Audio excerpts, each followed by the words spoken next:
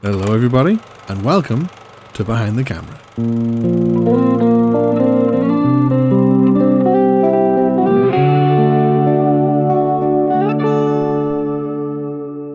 So here we are with episode 92 of Behind the Camera. Before we get into today's show, first of all, I just want to say a huge thank you to everyone who has checked out my brand new book, Behind the Camera, The Journey So Far. The response to this has been absolutely incredible. So honestly, thank you all so much. And if you'd like to grab a copy for yourself, the book's available on Amazon and on paper. So here we are with episode 92 of Behind the Camera. Before we get into today's show, first of all, I would just like to thank everybody who has checked out my brand new book, Behind the Camera, The Journey So Far. The response to this so far has been absolutely incredible. So honestly, thank you all so much. And of course, if you'd like to grab a copy for yourself, the book is available on Amazon in both paperback and Kindle. And it's also free to read if you have Kindle Unlimited. Also, if you'd like to see more of the behind the scenes side of the podcast, you can also support the show on Patreon. For £3 a month, you'll get access to extra content, including a Patreon exclusive series, your name added to the wall of patrons at the end of every episode of Behind the Camera, and much more. Finally, if you'd like to follow the show across social media, you can find my link tree in the description. That'll take you to Instagram, TikTok, X, YouTube, and even the merch store. Now, getting into today's conversation. This week, my guest is musician and podcaster Tonya Pieske.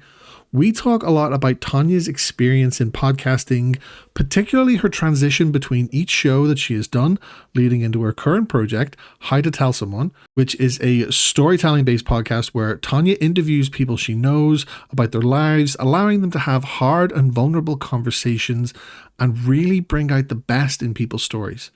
In addition to this, we talk about Tonya's music career as an independent artist, finding her sound, and also incorporating her own music into her podcast. I hope you enjoy this one because I sure as hell did. So now, here's the interview. Tonya, welcome to Behind the Camera podcast. It is an absolute pleasure to have you on the show. How are we doing today? Pretty good. Thanks so much for having me. No, it's my absolute pleasure. So you're a musician, writer, and producer. So that's a very, very amazing and interesting combination. So let's just go there. So tell us about your background in all of these fields. Well, I grew up in a really rural area of Oregon in the United States and didn't really have access to musicians. I didn't know of any professional musicians. I knew they must be out there. I listened to CDs, but there weren't any resources to learn.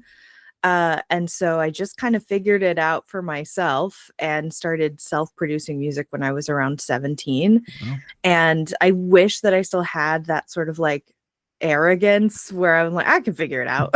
I have less of that these days. I know enough to know that I know absolutely nothing. But when I was younger, I was just like, it can't be that hard. So I just went out and bought, like a $10 microphone from Walmart because I was a child and that's all I could afford. And just started experimenting. And even when I was that young, I was doing weird stuff like recording my mom putting away the dishes and layering it so that it would sound like I was in a club performing, So cool. And just silly and way too much reverb on everything. But I was just like learning it, like just poking buttons and seeing what would happen. And that sort of like establishing a DIY ethos really early served me really well because I just kept learning and producing more. And I think I have around 15 self-produced releases, like EPs and full-length albums. And then by the time podcasts started coming around and I was listening to them all day long, I was like, well, can't be that hard. I already know how to make music. Certainly, I was wrong. It's like a whole other thing. And editing people talking is very different than producing music. But at least I had the fundamentals down. Yeah. So it seemed like a natural thing to try out just for fun. And so I did a couple of podcasts between like 2018 and I did one in 2018 with a friend, and I was like, never gonna do that again. I think what happened was like, I can handle all of the technical stuff. You just show up and have fun. And then I was like, why am I mad all the time? Oh, it's because I'm doing all of the work for this podcast, and my friend just comes over and talks for 3 hours, and then I have to edit it down to 30 minutes. So I was like, that's on me. That's my inability to delegate, but and a little bit of a creative control freak. But I was like, yeah, okay, podcasts are not my thing. And then 5 years later, I made another podcast with 2 other friends, and it was fun, but it was like, music has always been my primary thing. So once we did about 8 episodes, I think, I was like, okay, that was fun. Well, I'm moving on with my life, never doing a podcast again. And then here we are. I've got another podcast again. But this time around is different because I'm actually scoring the episodes and like doing it all myself, even though I have guests on the show. I don't have a co-host. Yeah. I get to be a little creative control freak. And also, I don't know why this is really, aside from writing a cute little silly intro song for the first podcast I did, I haven't used any of my own music. I have so much music that I could be using instead of bothering with like stock music or like getting licenses. Although getting the license to your own music is harder than you would expect. But anyway, I was like, why don't I just use my own stuff? So I started cooking up an idea to score all the episodes, which created a mountain of work. But worth it? Question mark. After all those hours, I think it was worth it. I just wanted to create something that was like a little bit more aesthetically aligned with the music that I make, and also make it feel really cozy. Like, it's a storytelling podcast, and a lot of the time it's just someone telling their story. There's nothing else happening. There's no other production, and that's fine. But I also really love the ones that have like a light score underneath the story to kind of like heighten the drama, not in a, I don't know, sometimes it can be kind of cheesy, but in a mellow way, and just kind of like ease people into the story. So that's a long-winded way of getting to this podcast.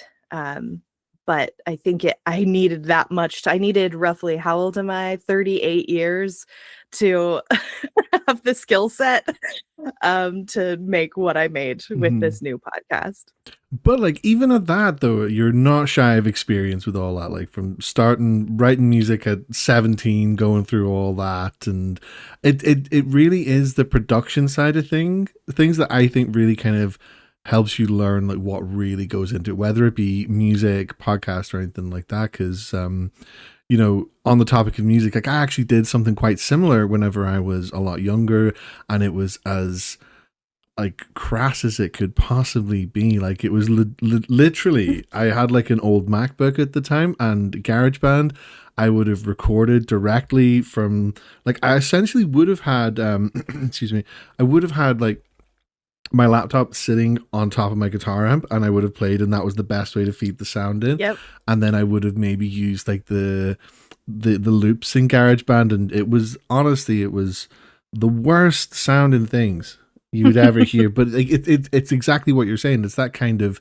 you have that arrogance to just be like, this is an idea, I'm going to put it out here, and I don't care. Yeah. Because you're still doing something. Then you start to think of production quality, sound, and everything, and it is amazing how it translates into podcasting as well.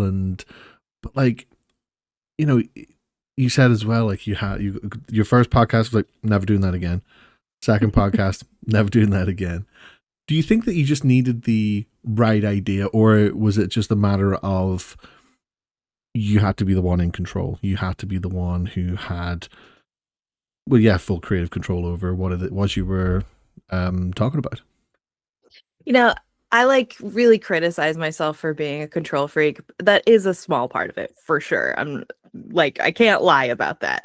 But I think it's a bit more complicated. One, I think I wanted a project that was a little bit more serious, like it had Mm-hmm. more substance, because those first two podcasts were fun and they were just friends hanging out and talking. The first one was like pretty directionless. The second one, at least we had a theme. We were talking about horror movies. It's just three friends and our love of horror movies. And we had a loose structure and that helped sort of keep us on track. But those are fun, but the kinds of projects I was working on with music were like things that just took up all of my mental space, and I thought about a Mm-hmm. lot, and I put, it was just I was more serious about them. Yeah. And that's why I worked on them for much longer and was more precious about them. And so for this podcast, I wanted to bring some of that in. Like I wanted it to just feel more substantial and be doing something more than just like more friends making podcasts. Which, listen, I listen to those podcasts and I love them, but do we need more of them? I'm not so sure. Um, so I just wanted an opportunity to have something that was a little bit more produced and more Mm-hmm. thoughtful, and because of that I was able to work on it much longer and push through the moments where I was like, this was a terrible idea, abandon ship. um but get through those and just finish the project. So that was part of it, is just wanting something just with more substance, I think. And this podcast, I really opened up the floor to every friend that would agree to it, to tell kind of intense, vulnerable stories from Mm-hmm. their lives. And that deserves more thought and work behind it. I don't want to, I mean, I could just record them and edit lightly and then just publish it, but I wanted to do something a little bit more. I wanted to cradle their stories like little baby birds and, put some score under it and really edit it so that when they listen back, it's like a new experience for Mm-hmm. them, hearing their own story in a way that, because often when you're telling vulnerable stories, it's like, especially if it's uncomfortable, it's not something that you like just go Yeah. around telling people. It's totally out of order. You're stumbling over your words. And I wanted to be able to sort of like harness that chaos and present it back to them in a neat package. And so I think that I needed to, I wouldn't take back the other two podcasts for sure. They were super fun. And they did teach me, like, trial by fire, Yeah. how to not get precious about some stuff, because it's just not worth it. Like in those conversational podcasts, the amount of editing I did was stupid. Like there was no reason for it. People don't really want that in a conversational podcast. They don't care about cutting out the ums and the ahs and, like, I was just a little too precious. But it did teach me how to edit quickly and how to like get into a flow state. Um, so it was worth it. And I think they were like practice runs. I didn't realize at the time, but it's also a testament to just like, if you think you can make a podcast, you probably can. Just try it, like just try it. It doesn't matter if it sucks, people are going to listen or not. And Exactly. yeah, there's no harm. And it, like, tapping into your younger self who like didn't know enough to know better, to just like try it. But I will say you're right. Like, uh if you don't have any audio editing experience or production experience, it's a steep hill to climb. Mm-hmm. So, like, even just like understanding what certain terms mean that like don't exist outside of the world of audio production, that alone is like enough to make people probably just abandon it.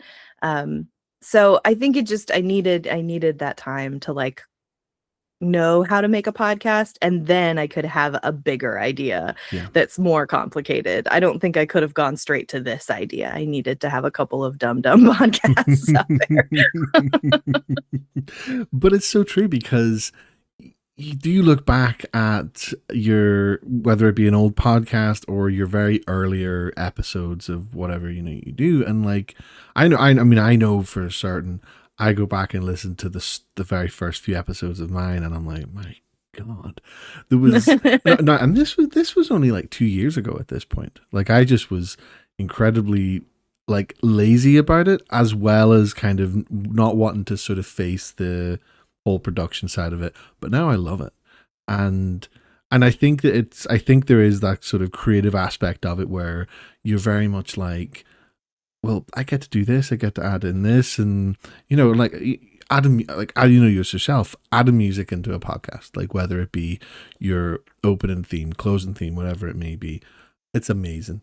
Like a friend of mine has written all the music for every single show that I do, and it's incredible. It just really, really fits. And obviously I don't have that sort of experience in terms of, I'm long past the days of writing my own on GarageBand, but here we are. But there is, when the production side of things, it is just incredible. And I think when you kind of get the right idea or the right show that you're going to stick with going forward, then that's sort of like, it makes it easier to put that kind of effort in, really, I think, because otherwise then all previous shows that we all would have had probably would have lasted longer and maybe not been as half as fulfilling as what we have now.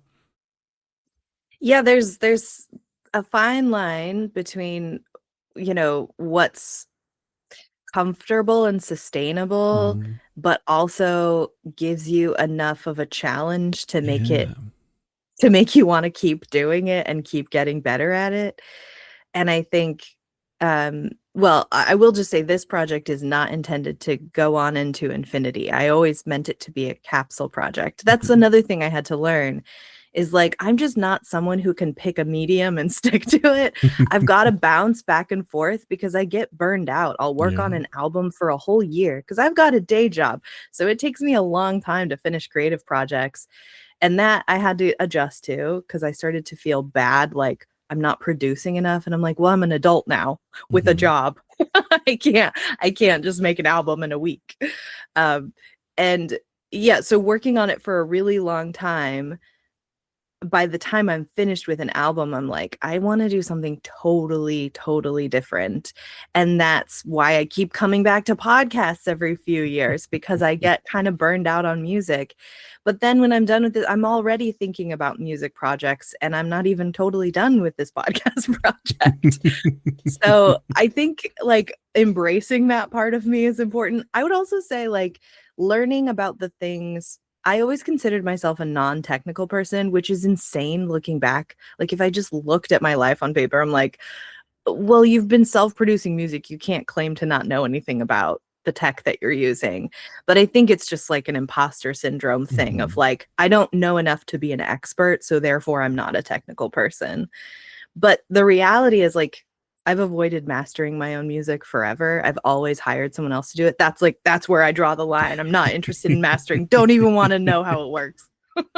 Yeah. Just pay someone else to master. But with this podcast, I was like, these episodes are so long, like I can't ask someone else to do this.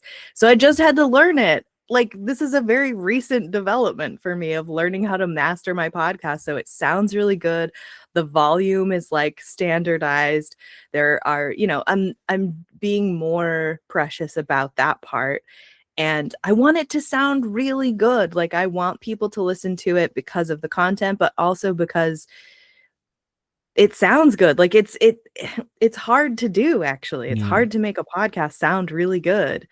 And so putting in the effort, I think like I needed a foundation of knowledge, but now I'm able to like it's kind of surprising to be at this age of my life and be like, "Oh, I can learn a new thing." It turns out I thought that part of my life was over. I know exactly what you mean though. It's like you kind of think when you go through your 20s and get into your 30s, you're kind of just like, oh well, this is it now. What I'm doing is what I'm doing, and this is going to just be the way it is. But if anything, it's like I feel like since I got into my 30s, I was able to do more. I felt like I was like I want to do more, and I just said, hell, I'm going to do it anyway. And it's weirdly like liberating. So you mentioned that your podcast, How to Tell Someone, is it's a capsule project. Like that's kind of the way you're looking at it right now, and that's like a very interesting thing to me. It's like because obviously if it's about storytelling, hearing people's stories and really kind of embracing the this sort of emotional chaos around things that are difficult to talk about. How will you know when that project is going to come to an end, or especially with the sort of limitless nature of storytelling? Well, I have two answers to this because I know better than to like put a period on the end of a sentence. Because I've had so many friends be like, well, what if it explodes and it goes viral and you have 1 billion listeners? Then are you really going to stop? And I'm like, okay, I guess I'll hold out just a little sliver of Mhm. possibility that if the public demands more, then I would make more. Highly unlikely. And I mean, I've been self-producing work for a long time. I know how this goes, you know? Like I am thrilled to have the listener base that I have now. If it somehow exploded, I could be persuaded to keep doing this project, you know? Mhm. Like it would be hard to walk away. However, um the official plan is I already have all of the episodes that I plan to record recorded. Aside from bonus content, I just made a bonus episode on a whim the other day. So aside from that, the main content is already recorded. The first season is out, and it wasn't even supposed to be split up into 2 seasons. It was supposed to be just one release, all of the episodes at once, call it a day. Uh, and then I was like, "Oh, it's taking me 1 billion years to edit this and score it." And I was like, "I think that my friends are starting to wonder if this podcast is actually real. Like, I need to just get something out in the world." So I split it up into 2 parts. So the first part is already out, and it has 7 stories and now a bonus episode. And then there are 7 more stories that I'll release later this year. Date TBD whenever I get finished with it. Um, and then at the end of that, I might have a couple of follow-up episodes, like a Mhm. behind the scenes, this is how this was made, or, something like that, and then be done with it. So that's the plan right now. And if something crazy happens in between now and then, who knows? I'll leave the door open to potentially Yeah. continue it. But, I sat down 14 people that I know personally and made them spill their guts out. and, and I feel like really satisfied with the work that was created through that process. And I don't need to make more. Like, I Yeah. don't need to make more. I feel really proud of this project, but also the way that I if I wanted to continue it, I would have to completely change the way I produce it because I really boxed myself in with the process that I have now because it takes probably, oh, I don't even want to estimate how many hours per episode it takes me. It's way more than I would estimate probably. I would guess around 5 hours per Mhm. episode just to edit and then score Wow. and because a lot of these conversations can't be rushed if you want to get Yeah. like real vulnerability from people. You can't just be like, "Okay, tell me how your dad died." Like it's got to be you got to start at the beginning and you kind of hear their whole life story. And those conversations take around 3 hours. There's warm-up time. These are not podcasters or professional speakers, they're just Yeah. people I know. And so you put a mic in front of them and they're just like, "What do I do?" And so I need warm-up time to get them to kind of forget that we're performing and just talk to me. And then I need to help them tell their story because sometimes when it's uncomfortable, people just want to skip to the end. And so I need to help them slow down and ask them follow-up questions. And then at the end of it, I have this 3-hour audio file that I am trying to get down to an hour, and that takes a really long Oh time. God, And yeah. then piecing things together to help people, I'm guilty of it too. I recorded my own story for the podcast, and I'll get, two-thirds of the way into it and be like, "Oh, I forgot this huge thing that happened that's like super critical to the story that happened 10 years ago." And, so it depends on the storyteller, but some of those episodes, the sort of uh piecing things together and moving things around to be a bit more chronological so the listener has an easier time following them. Yeah. It's a lot of work. And so, like, I could never do this as a weekly podcast. It would kill me. It would put me in the ground. I would have to quit my job. That's completely fair because with a lot of podcasters, I think you kind of find that there's not necessarily an end game with whenever they set up a podcast. That's really the kind of start and finish of it. It's like we just set up a podcast. It's like there's never any kind of forethought in how far it's going. So it is really, really interesting to hear that it's like, look, this is all I wanted, just 14 episodes with a little bit of wiggle room for if anything else comes up. But what I find particularly interesting about what you said there is the acknowledgement that you don't need to do it. It's more of like a want and like a passion project, and especially with the theme of it where you have these people well talking about like their life stories and their hardships, and and I seen on your profile you would be like the unofficial therapist of your friend groups, things like that. And does that play like a big role in your podcast as well, and it's just a matter of kind of getting these kind of stories out into the world where it would surely resonate with people who are listening who might not kind of feel like they have that platform to share their voice?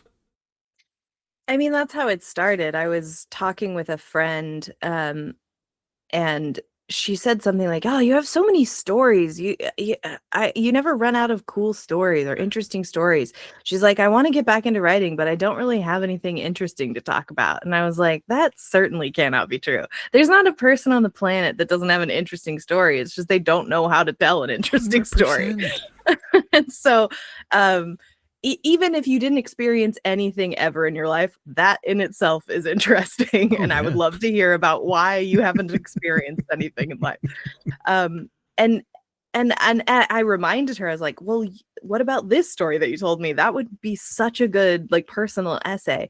It just got me thinking that there are a lot of people in my life who have stories that I haven't heard, or partial stories that I've heard, that it's so rare to have to just be in a situation where you can really tell it thoroughly from the Yeah. beginning and in a way that honors your experience, because often we try to truncate our stories and talk about them like just funny anecdotes, but actually it was like a gut-wrenching, heartbreaking situation, and there's no room for that nuance to talk about. You're like, what are you gonna do? Tell that story at the bar to your friends? No, you're gonna make it funny. You're gonna make it, like relatable.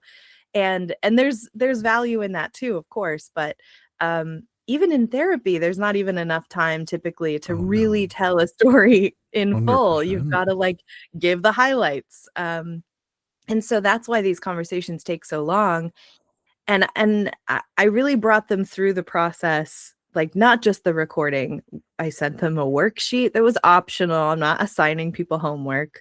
But to help them start thinking about how I want to hear their story, Mm-hmm. not how they might be comfortable telling it, but how I want them to tell it, which is like, I want to hear about the relationships of everyone involved in this story. Like, what was life like with these people before this thing happened, and how did it change, and how does that change the way that you move through the world and communicate with people now and relate to people now? That's the interesting part, because there are lots of podcasts that are focused on like, you know feats of human strength, and like, you climbed a mountain, oh my god, that's so cool. I can't relate to that. I'm never going to climb a mountain. I have no interest in climbing a mountain. I'm mildly entertained by the idea. But if that person is able to share their emotional journey, Yeah. that's what we're connecting to. 100%. Otherwise it's just like, whoa, that's crazy. And then you move on. But I want to be like stirred internally from the Yeah. story.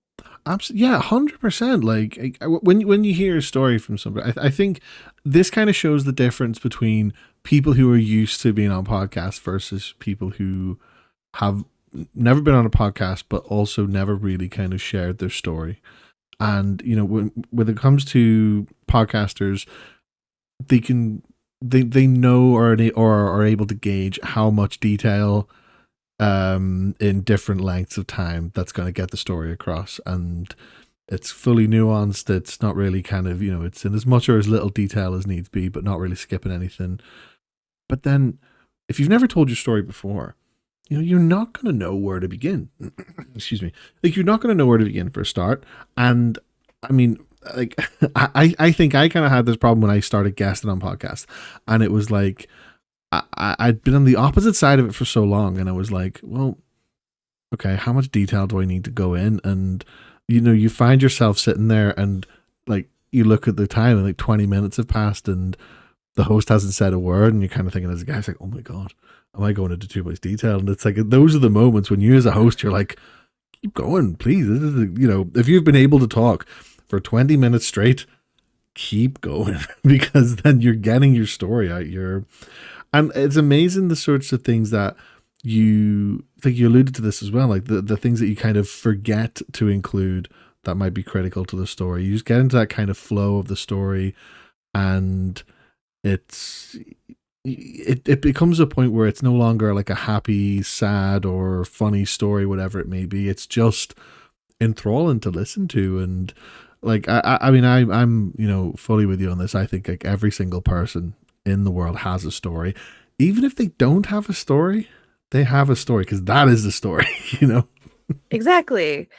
Yeah, and you just need someone to help draw it out of you. And I think that's something that I just developed naturally, not for the purpose of making a podcast in my life, but I think I'm just someone who if I'm gonna like trust somebody and really be friends with them, I kind of need to see their guts. Like I need to Mhm. relate to them on a deeper level.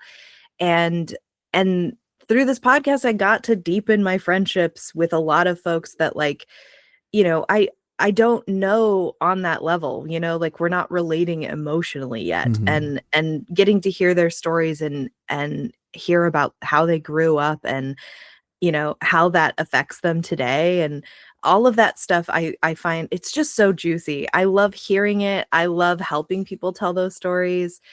And and some of these stories involve trauma, and when you're trying to tell a story that involves trauma, it gets jumbled up in your head, Oh and like yeah. you said, it's impossible to know where the story starts. I said this in I've been posting companion pieces on Substack, and there's one story in particular. It's the only one that I felt I always have trigger warnings and content warnings in the show notes, but it was the only episode so far that I felt like needed a warning at the top of the show Mhm. verbally, just so people were aware. And and it's there was this part of the story that my guest, her name's Kayla, she left out of her story, and we put in the companion piece. And I was like, I bet there are going to be people that are like, how could you leave that out? That's like such a huge point in the story. How could you forget to say that? I understand how you could forget to say that when you're talking about something traumatic, and it's like a Russian nesting doll of traumas, like entire stories just get lost. And then you'll think about it later and you'll be like, oh, right, that huge devastating thing happened. Right, right, right. And so I'm not going to be able to catch those if I don't know about them, but having someone there to help you slow down, and someone will just make a comment that on the surface could sound just so like such a throwaway comment, but if you ask them more details, it's like a whole other chapter of their life that's like mind-blowing. Mm. And we just sort of take those things for granted until someone like helps us slow down. And but that's how you connect to the stories, like I both of my parents are still alive, I think. And but I'm not connected to them. Mhm. So hearing someone talk about losing a parent and the grief of that, I can connect to the feelings underneath that, even though I haven't experienced that specifically. If that person can talk about their inner world and how they're processing it, that becomes universal. A lot of those feelings are universal. The exact details of the experience don't need to be the same as what we've experienced if that person is able to communicate the underlying emotional landscape of it. That's what people connect to. That's what I connect to. And listening to a lot of storytelling podcasts, I just kind of like, what would I just kept asking myself, what would I need out of a show like this? Like, how would it be perfect for me? And one of those is removing myself from it entirely. Because sometimes in a storytelling podcast, the host will chime in with a follow up question. And I'm like, you're just interrupting the flow of the whole story right now. That was an unnecessary question. Sometimes they get it right, sometimes they don't. And it was just easier, we're in a conversation like this, but in the editing, I just took myself out completely. So it's just them telling their story. Mm-hmm. So I'm just there to kind of be a hype man, to be like, ooh, dig in there. What about this? And then I remove all of that. So what we're left with is just their story. So things like that, just like thinking about what I wanted out of a podcast listener and what would help me connect to their stories. That was just the guiding light. And that's all you really need, truly. If you listen to podcasts, just like try to replicate the things that you like from other podcasts. Yeah. It's not rocket science. Definitely. And that's a really good like format for editing as well, is just kind of have the conversation as normal, but if you know you're going to be cutting out most of the sort of ways that you're drawing the story out, like, because that certainly helps I'm sure it helps with the flow of the story as well. Like, because, I mean, if you have people who aren't natural storytellers, which, it happens a lot, and that's like totally fine. It's like, you do have to draw the story out of it, but then, to go back to your other point as well, like, certain throwaway comments that just, as a host, they stick out to you, and it's like you go down this little rabbit hole, and it's like a gold mine of just like, well, anything really, whether it be depending on what you're really kind of looking for the format of your show, I suppose. But like, do you like, when it comes to sort of drawn bits of the story out of each other, and if you're looking for particular themes, especially with how to tell somebody, do you have to kind of steer the conversation in a certain way, like from your perspective as a host? Sometimes it really depends on the comfort level and of the guest, and also how many times they've told the story. So my best friend in the whole world, I've known that her dad died when she was young. Both of my two closest friends both lost their dads at a young age, and I was like, that's interesting. I should hear from both of them and hear both of their experiences, which in some ways are very similar and many ways extremely different. And they also told their stories in very different ways. And some of that is that their comfort level in talking about it. For my best friend, it was just still so raw that really all she could tell people is that her dad died when she was really young. And I didn't know anything else really about it. And I've known her for like 15 years or something. And this was the first time that she kind of allowed herself to tell the story in full outside of her own head. And I think in your head, even, you don't tell stories linearly. It's just like flashes of memories that pop up, and then you bat them away, like playing whack-a-mole with traumatic memories of childhood. That's not storytelling. And so her episode, sorry, Lindsay, if you're listening to this, but that one took the longest to edit because it was so stop and go the whole way. And she was one that really wanted to skip over the hard parts, like in almost a comedic way. It was like the second we start, she's like, I'm like, tell me about how you grew up. She grew up in North Carolina. So I'm just like, describe to me what it was like growing up. What was your family like before all of this happened?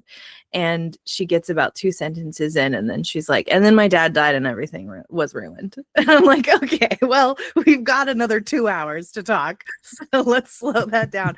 But it was like every few minutes she would be like, and then my dad died and everything changed. And it was like, it was getting her to kind of like not skip over the painful parts. That was really difficult. And then the editing was all over the place. And it took me days to kind of map out how I wanted to restructure the conversation. On the other end of the spectrum, I mentioned Kayla, her episode is called You Saved Your Own Life. And it's the one that I had a content warning at the top for. You would think that telling a story like that would be difficult to tell in a linear way, and that she might have a similar struggle. But the reality is that she's told this story to social workers, to lawyers, to law enforcement. She has told this story by sort of like saying the facts of what happened in order so many times that it's very easy for her to just take me through the logistics of what happened, but it's harder for her to tap into the feelings behind it Yeah. because she's so used to telling the story about just this is what happened, this is what happened, this is what happened. And I needed to kind of work with her to be like, but how did you feel about it? Like that sounds horrible and we could all imagine how terrible that would be to experience, but I want to hear you talk about that. We shouldn't just like have to guess how you Yeah. felt. So it just depends on like your life experience, the story that you're trying to tell.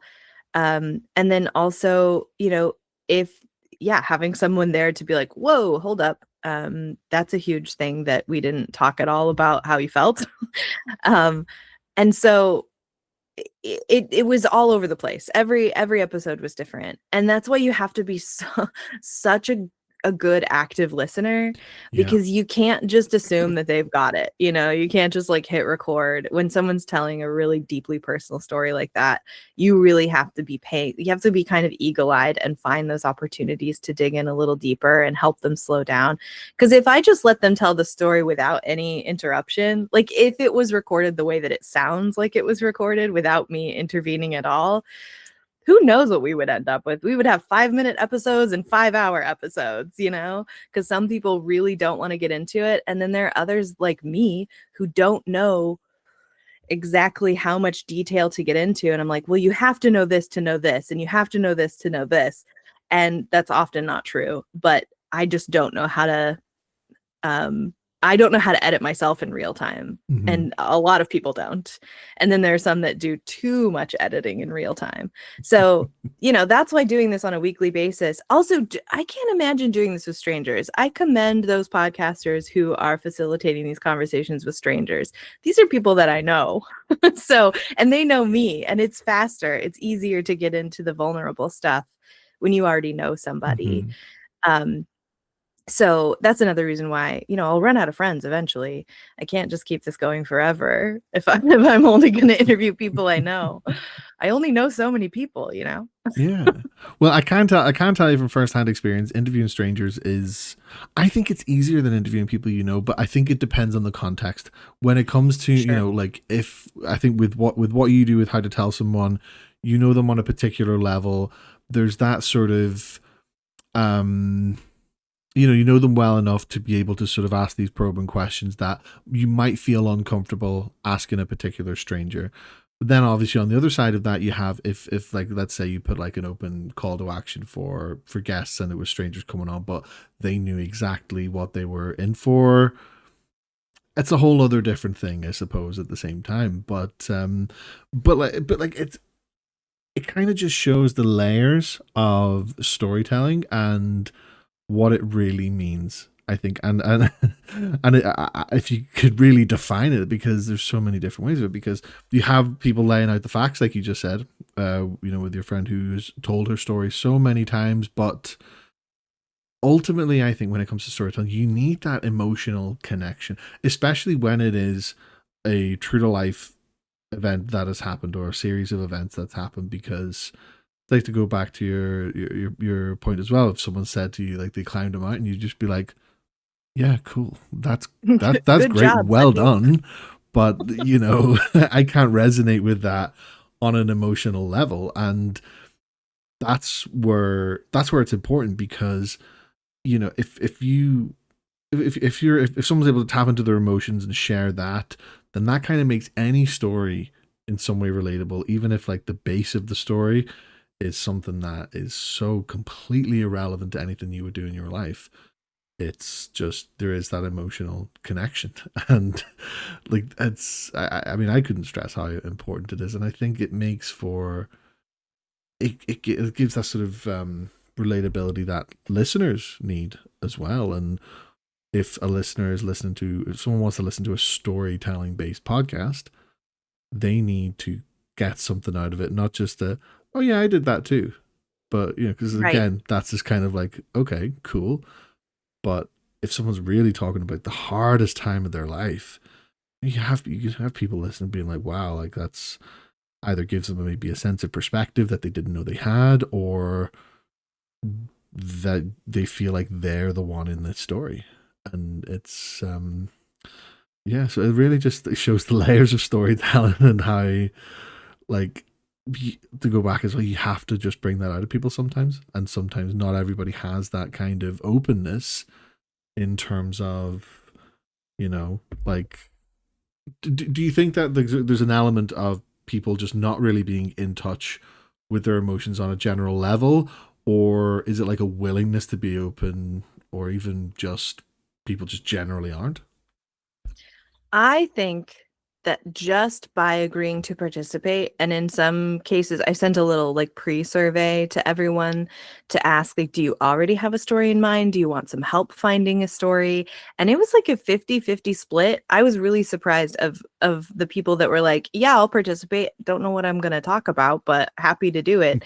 And I'm like, that to me says that they're primed, like they're ready to be vulnerable. They just need a little bit of guidance Yeah. and some reassurance that whatever story they want to tell is a valid story to tell, which was my answer. And for some of those conversations I would call them and say, okay, do you have options that you've been thinking about? And they always do, but they want just a little bit of like, yeah, you can tell that story, that's a good story, that's all that they need. I also think like the highest level or the layer of storytelling, if I can get on my soapbox for a minute, is just like a lack of vulnerability and nuance in social media and media at large. Like we are so conditioned to take really big, complicated stories and squash them down into a meme. And listen, I love a meme, but I'm sick of it also. Like I left social media except for Substack. It's the only, and LinkedIn. I'll be tied to LinkedIn for the rest of my life, but um, I don't use it like social media, but Substack I do. But everything else, I just got fed up. I had reached a boiling point and I was like, I am poisoning my mind. I can't, it's making me believe that the world doesn't care Yeah. about nuance in storytelling, and the like our society at large just doesn't care about nuance and like understanding that things are complicated. It's never black and white. It's always going to be messy.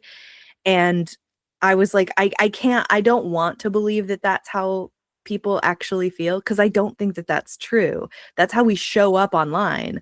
But I don't want to be tricked into thinking that that's just how we live as humans now. And so I left it all behind. And that was probably also that sort of general feeling I was having at that time, is why I created this podcast, to be like, it's kind of a joke to me to call it How to Tell Someone, because it's not prescriptive. We're not trying to tell someone how to do anything. The point of it is like, universally, we're all really, really bad at telling people stuff, especially when it's important.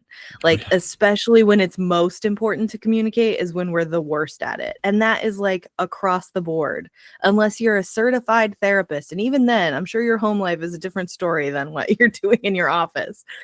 And so I think like showing people that storytelling is messy, stories are messy, communication is hard, everyone's bad at it.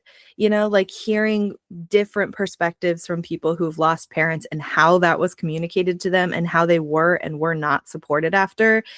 Like I have people in my life who had to communicate to their kids that their dad died. And I'm sure that they are in a vacuum, like Mm. that. It feels like you're the only one on the planet that's ever had to do this, and you must have done it horribly wrong. But then we're all doing it wrong. We're all doing it wrong, and we're all suffering the consequences, and that's just the human experience. And I think being able to tell those stories in a way that doesn't gloss over the messy, complicated parts, the unresolved parts. I don't want to put a neat little bow on the end of every story. I think it's important to know where people are today in their Yeah. lives, so we're not stuck in that horrible moment. But I don't want to have this like rags to riches, how I became a CEO in 10 days. I don't know. Just, like we want to turn everything into a punchy little branded story that like somehow explains success. And I'm not interested in that. It's No. not real. No, not 100%. Like, because there is this thing about social media at the moment where everything's like success driven, but it's almost in the most superficial way possible. Yes. And it's, if you're it's, again, it's a double-edged sword as well, because like if everyone who presents themselves as successful, whether they are or aren't, people are gonna completely just crap all over it.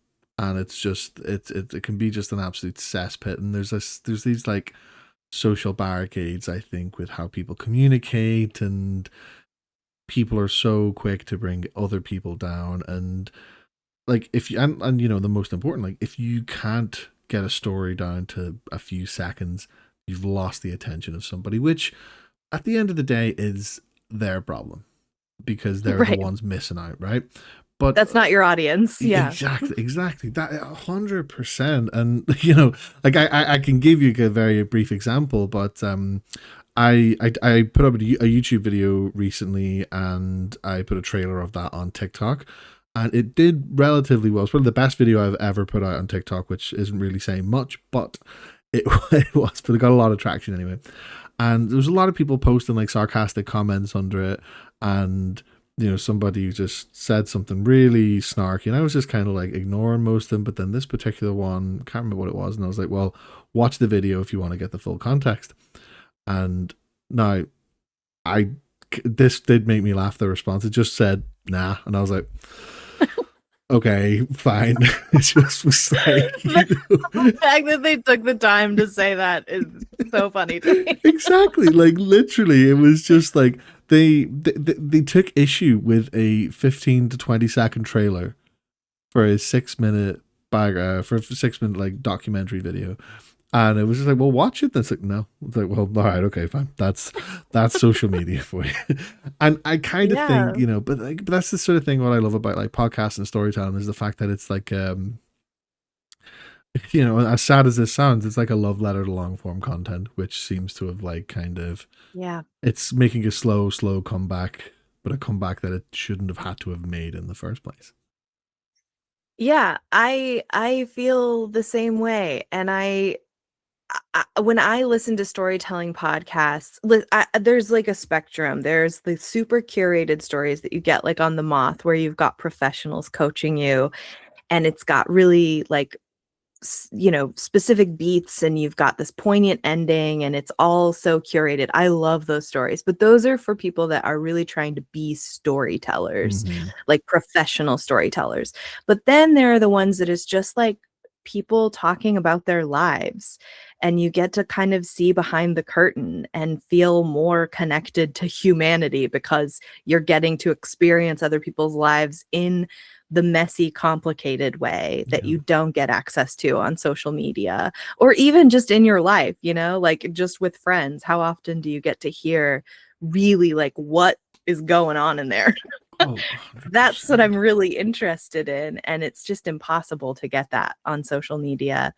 Um, and I know I sound absolutely insufferable when I talk about how much I hate social media, so I'll move on from that.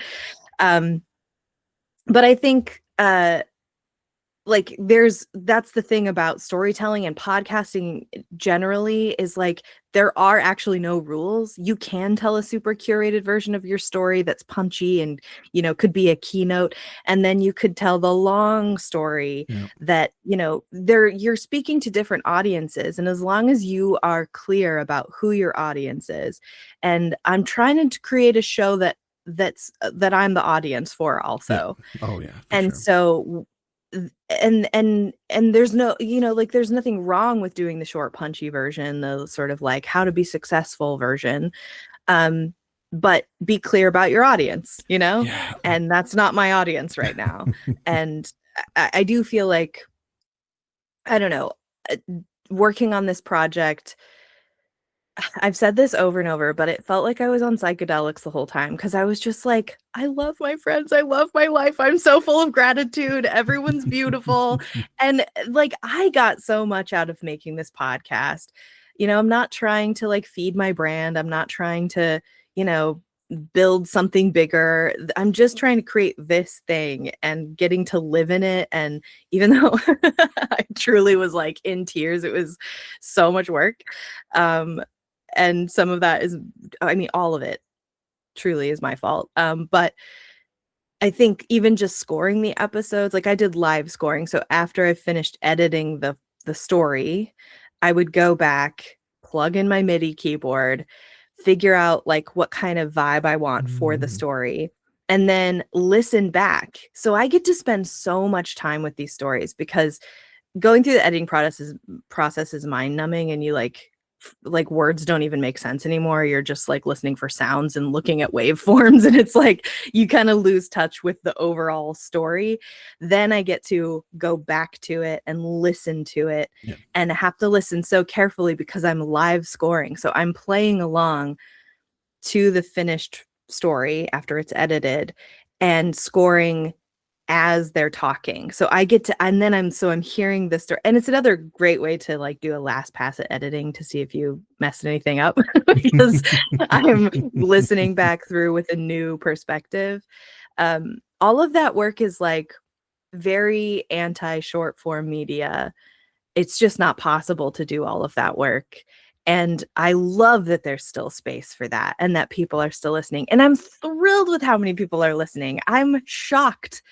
Also, as a DIY person, self-produced musician, the marketing and promotion side, that's where I just fall off a cliff. I'll finish an album and be like, well, here comes the depression. No one's going to hear about this album. And I would do nothing. I would do nothing to promote it besides my little newsletter and at the time, social media. And this was the first time that I was like, damn, I cannot just let this go out into oblivion. I have got to like tell people about this project. Of all, 14 of my friends came together and participated and were vulnerable with me. I can't just be like, well, that was fun anyway. Just throw it in the trash. And so, that's why we're having this conversation today. I was like, what is the least sleazy way I can market this podcast? Like, what is going to feel right to me? And that's just talking about it. 100%, so yeah. just like finding other shows that I feel are like aligned in values and just talking about it. There's nothing gross about that to me. No. And I haven't used social media to promote at all aside from Substack. And it feels really good to like have a little bit of success in that way. We're coming close to 1,000 downloads. Brilliant. Yeah, Yeah, I'm awesome. shocked. And like I mentioned at the top, all of the interviews I've done have not been released yet. So that's all just organic growth right now. Yeah. Can't believe I said that phrase out loud.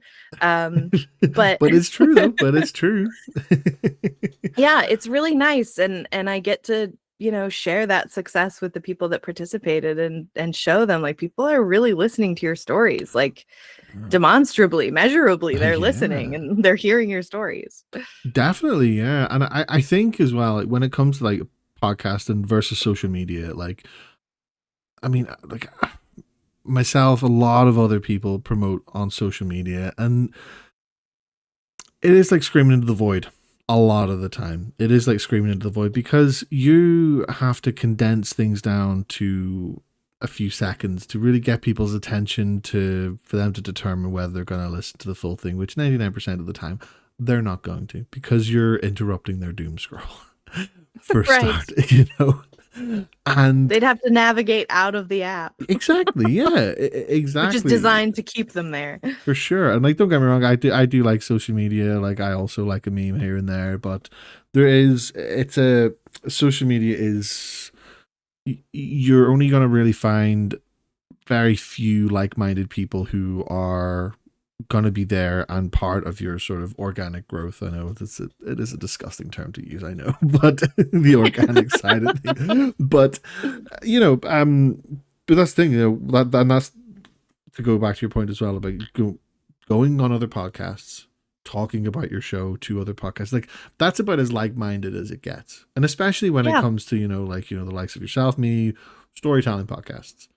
Whether it be, no matter what the theme is, storytelling is still the crux of it. And that's kind of the good thing about that, is there is no real limit, upper or lower, in terms of how you can kind of convey that. So it's like it is just such a good thing. And like, you got me thinking as well. It's like you never really truly know your friends until you really open up with them deeply. Like, I mean, I probably, well, I I think the best way I could probably put it is all my friends know me, but I don't know my friends. That's probably really the way that it would go. I feel that so deeply. You're um, gonna know me. oh, for sure.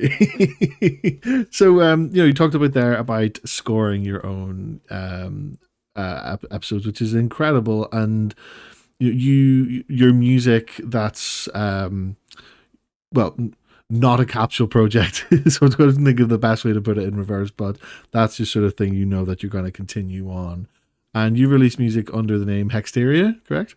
That's correct. Yes. Yes. And so tell us about this. Like, and you released a few albums, EPs, loads and loads of music, and just tell us a bit about this and sort of how your journey with music has kind of gone from going back from them early days at 17, writing your own music with no production, to where you're at now with your knowledge of production. Well, I loved singing when I was a kid, and I feel like I only learned to play guitar so I could accompany myself. Like, truly, I was not that interested in playing guitar, but I was like, I gotta play something. And we had a piano at home, and I would play that a little bit, but I also didn't like taking lessons. Mm-hmm. So I was in a bit of a pickle because I couldn't be taught, but I wanted to learn. And fortunately, I had an older brother who actually did care about playing guitar and like is really technically good at playing guitar. So I learned enough from him and picked up the rest, and then started playing around with keyboards and was really just doing like a singer-songwriter thing for a long Mm-hmm. time, until really I just think I'm meant to be a DIY self-produced person. I go assigned to an indie label once I really my sound, and I was, I had tons of material. I was signed to an indie label, which ruined my life. It was such a bad experience. We went on this bogus UK tour that turned out to be like mostly open mics. It was like I was Oh. sold a bill of goods. It was the worst. It completely disillusioned me. I reached a point where at the tail end of that experience, I had made two studio albums. I loved the people I was working with in the studio.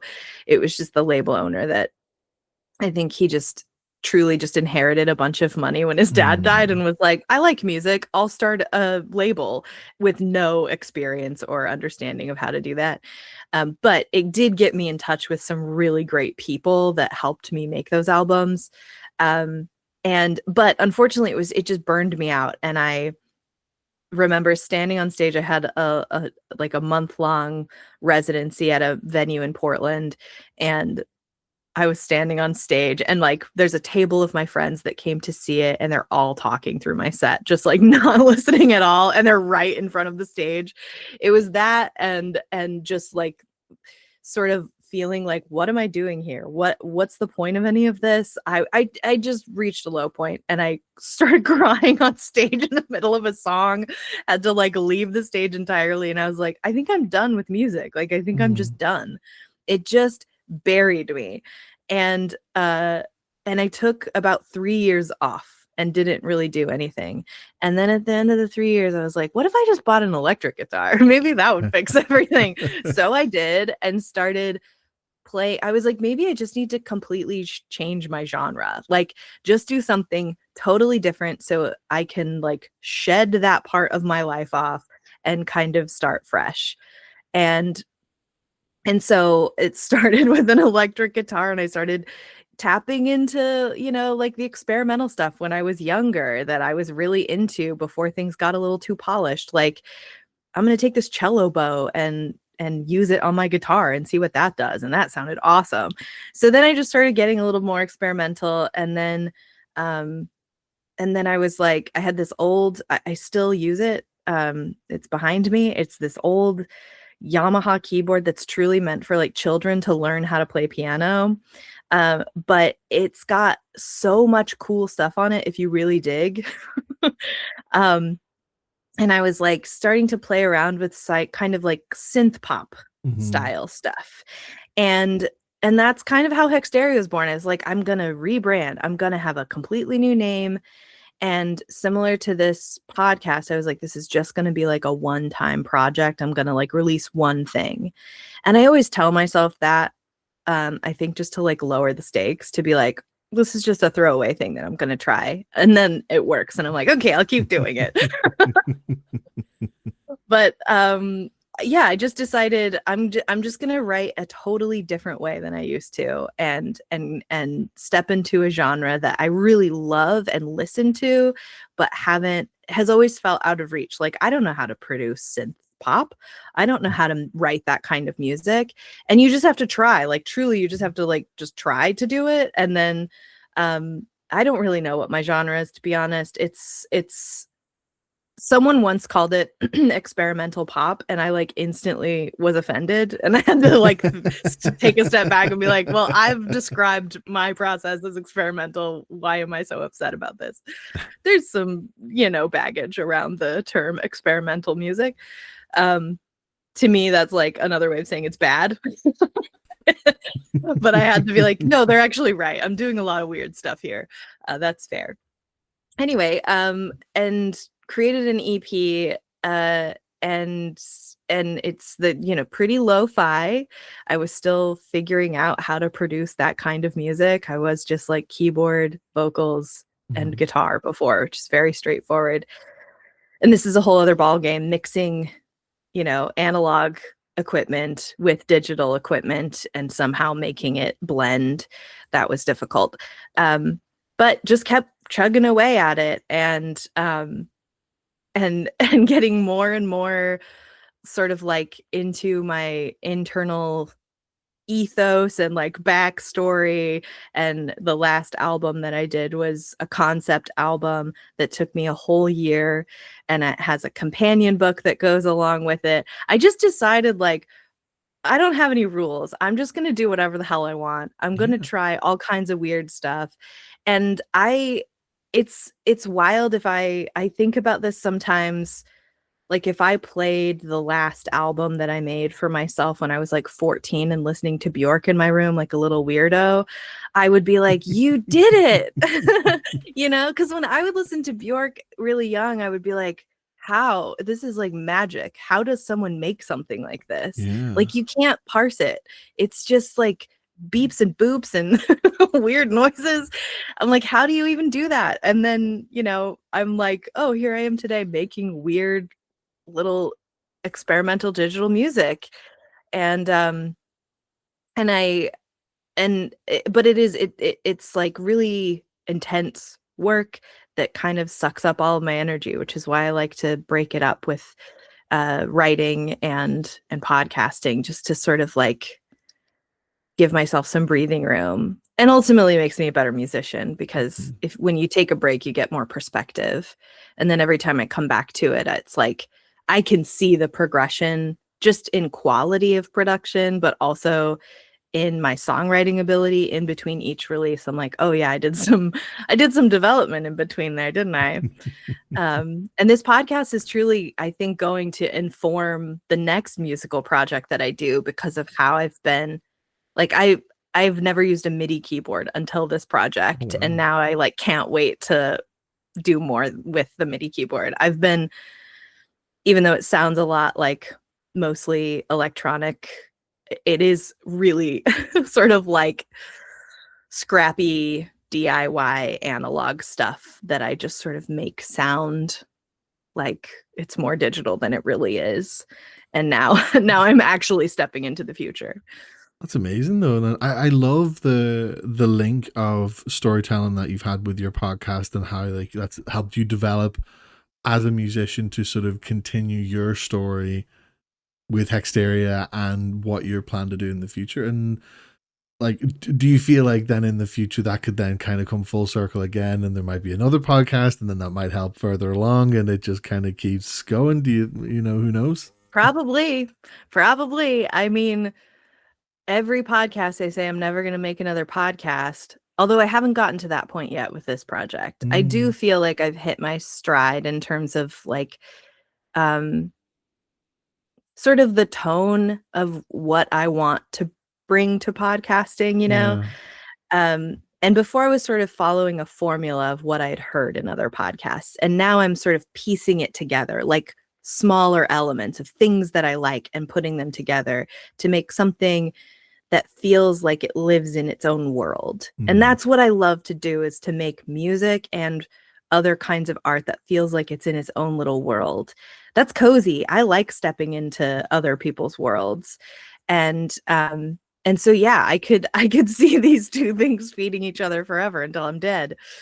Unless the podcast industry fails, which I don't see happening. It just keeps growing and growing. Oh, 100%. But you know, that's the sort of beautiful thing about it, is because then the story then never ends. There's always going to be room for a new story and for it to just long continue, which is incredible. You know, I think it's what the world needs for sure.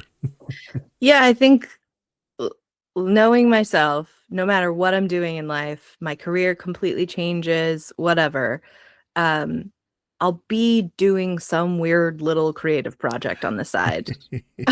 Whatever that is, TBD, but I can't get around it. I don't think I could ever be full-time creative because I need structure and spreadsheets. And I like having my adult job. But yeah, I have to make room to be weird on the side. If I don't, it's like I forget who I am as a person. So yeah, whether it's podcasting or music, or I don't know, maybe I'll take up sculpting. Who knows what's next? Well, that's it. You know, I mean, I think if you fall too far into what they call a normal life, it just sometimes isn't a great fit, you know. But Tonya, it has been an absolute pleasure having you on Behind the Camera Podcast. Thank you so much for your time and for sharing your story. Just before we wrap up, for the sake of the listeners, where can we find you and your work? So you can learn more about the podcast at howtotellsomeone.com. There are links. You can find it on all the platforms and a link to Substack. And if you're interested in hearing more of my music, that's hexteriamusic.com. HEXTERIA. Hexteriamusic.com. Amazing. Thank you so much for having me, Andy. My absolute pleasure, Tonya. And for those listening, make sure you definitely check out Tonya and her work and Hexteria and all that. Once again, thank you very much, Tonya, for your time. Thank you. And there you have it for episode 92 of Behind the Camera. Massive thank you to Tonya Pieske for being this week's guest. If you'd like to hear more from Tonya, be sure to check out her work, the links to which are in the description. Huge thank you to all patrons. Your support is always appreciated. And as always, if you'd like to stay connected with Behind the Camera, you can also find all of my links in the description, including socials, merch, and for my book, Behind the Camera, The Journey So Far, out now. Thank you for listening, for your support, and for being part of the journey. Until next time, take care, stay creative, and I'll see you soon. But until then, peace.